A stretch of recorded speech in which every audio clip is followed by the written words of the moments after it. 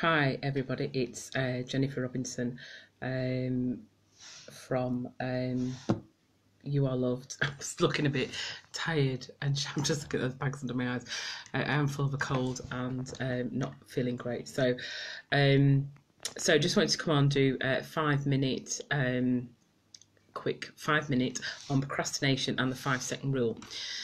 So, Mel Robbins did a TED talk on something called the 5 second rule.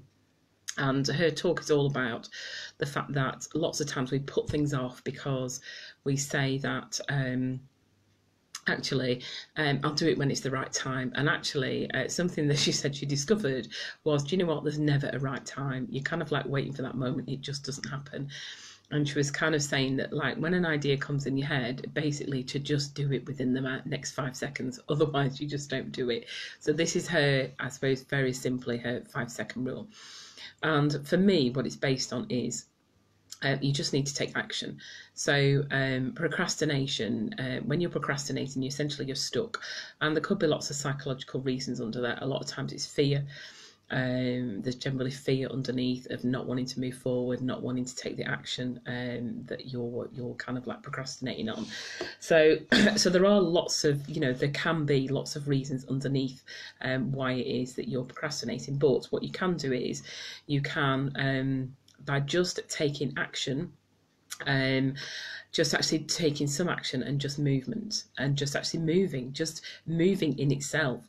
Even if, say you're sat down and you're just not feeling like doing anything, just actually get up and move. Just the actual focus of moving will change how you feel. So give you some examples on sort of procrastination that when we kind of put ourselves off doing it. Our mind is very good at talking us out of doing things and giving us a whole load of reasons why not to do things.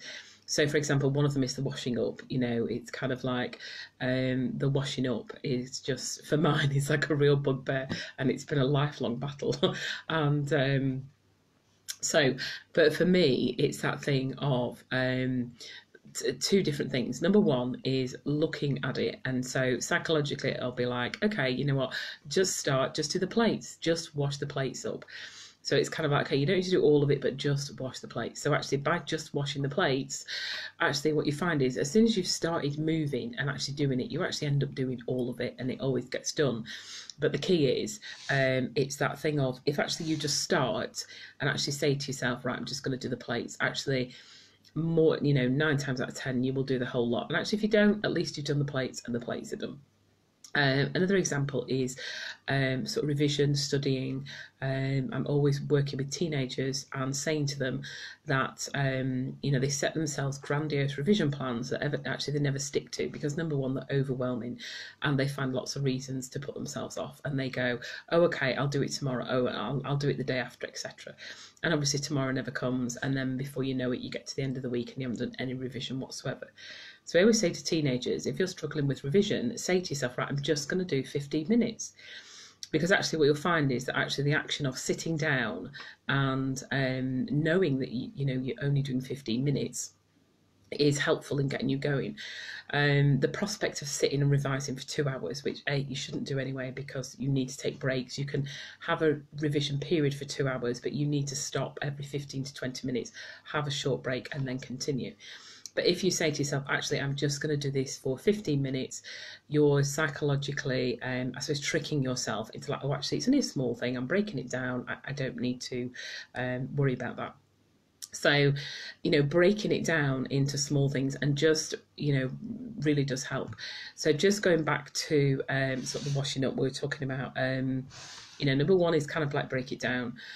Number two is, I can't remember where I read this or heard about this, but it was kind of like, one of the things was, think about your future self. So think about your tomorrow, Jennifer. So think about, your tomorrow, Jennifer, likes to get up, and it's really nice when the house is tidy and clean and all the washing up's done. So if you're having a hard time convincing yourself about doing something, think about the future you. How will I feel tomorrow when this is done? I always kind of, that your future self, your tomorrow self, as if it's another person, like what would you like to give them? So that's just a very quick short video, and it may possibly be the first time I've actually stuck to my 5 minutes, but literally on procrastination. The bottom line is just move, just do something, even if you don't feel like doing anything. So for example, if it's walking or exercise and you don't feel like doing any exercise and you can't motivate yourself, just literally say, okay, you know what, I'm going to put my shoes on, I'm just going to walk to the end of the street and back, or whatever. I know that might sound a bit crazy if your street is only short, but actually just do it. Just kind of, go and put your shoes on, just walk to the end of the street and back. You've done something. And actually what you'll find is it's that momentum and energy and moving energy that if you actually move, things change and you feel better. Okay, so I've put a link in here to the TED talk by Mel Robbins, which is a really good talk and really interesting. It kind of talks about her story and how she got there. And the bottom line is actually it's this. She calls it the 5-second rule. Okay, thank you very much. And I am going to go off and take lots of cold remedies and get lots of rest. All right, thank you.